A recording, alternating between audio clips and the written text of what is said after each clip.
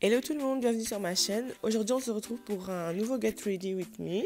Donc là je vous montre comment je fais mon bun et un make-up simple. Donc je commence par hydrater mes cheveux avec de l'eau et de l'huile et ensuite je mets un peu de leave-in conditioner. Ensuite je commence par séparer mes edges de on va dire ma touffe de cheveux et j'applique du gel sur le reste de tous mes cheveux en évitant bien sûr les edges. Ensuite je viens mettre un edge control vraiment sur la racine de ma touffe de cheveux on va dire, et donc ça va permettre d'avoir cet effet bien lisse on va dire, donc un peu comme si je venais de défriser mes cheveux mais pas enfin je n'étais pas frisé. Voilà, et donc je viens tirer avec une brosse à poils de, je sais pas, je n'ai jamais su d'ailleurs. Donc voilà, cette brosse là, vous voyez, celle qu'on utilise pour les cheveux naturels. Donc ça permet de vraiment bien plaquer les cheveux. Ensuite, je vais venir appliquer le Edge Control sur mes edges, mes baby hair. Ouais, voilà, même chose. Donc d'abord je plaque bien avec mes doigts et puis je viens passer avec la brosse pour vraiment avoir cet effet bien tiré.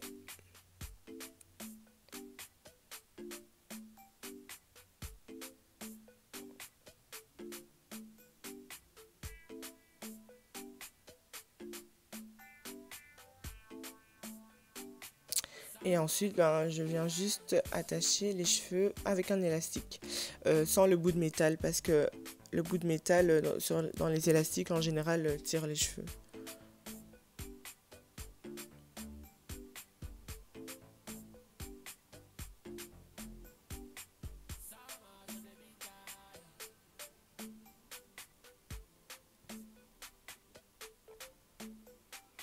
Et ensuite, avec mon foulard fétiche, je vais venir attacher les cheveux pour bien les plaquer.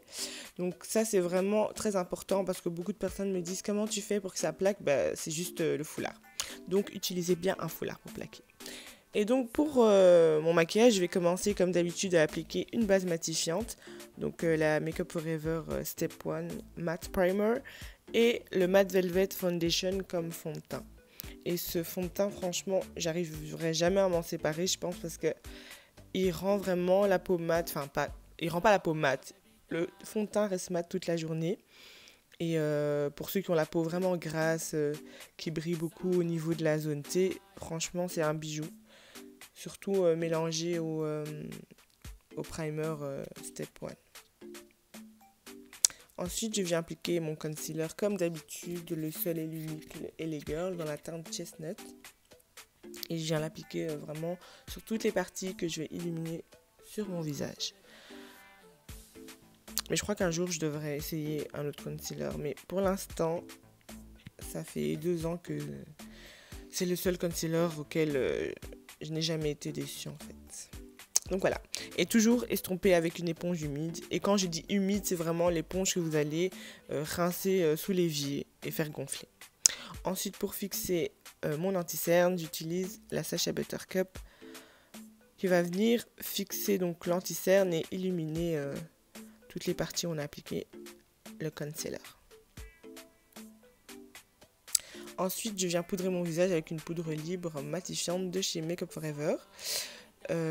Donc ça fait beaucoup de poudre, mais à la fin ça fait super naturel. Franchement, ça fait beaucoup de produits, mais si vous l'estompez bien, on ne le voit pas.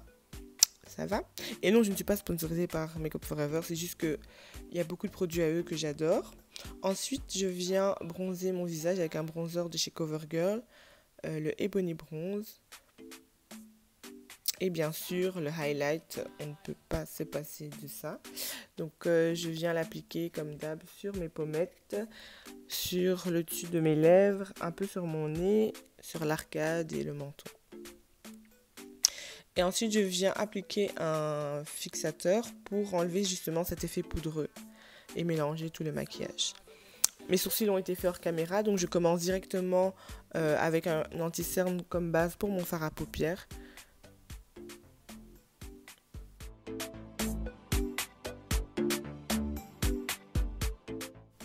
nouvelle palette dans la famille, donc la Masquerade de chez Juvia's Place.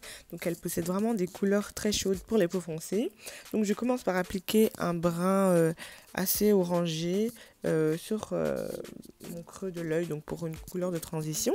Et ensuite je repasse dessus avec un brun encore beaucoup plus orangé. Sur la paupière mobile, donc j'utilise un brun. Bon, de base c'était censé être brun, mais je vois que ça s'est mélangé un peu avec le brun orangé. Mais le rendu final est bien passé, donc ça va.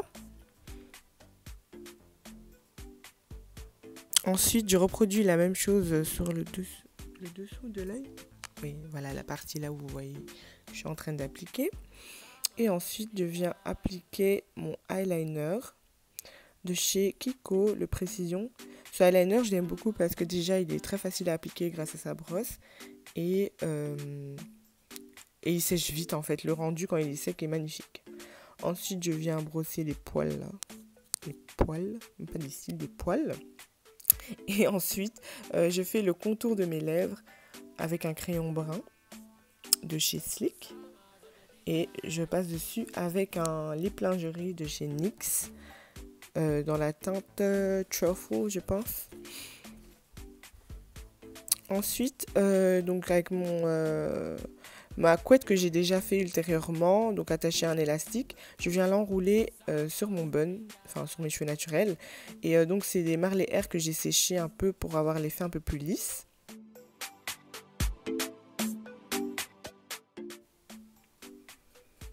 Là, je viens poudrer la partie qui était attachée au foulard pour éviter qu'il y ait des lignes. Donc voilà, le tuto est fini. J'espère que cette vidéo vous a plu et qu'elle vous a été utile.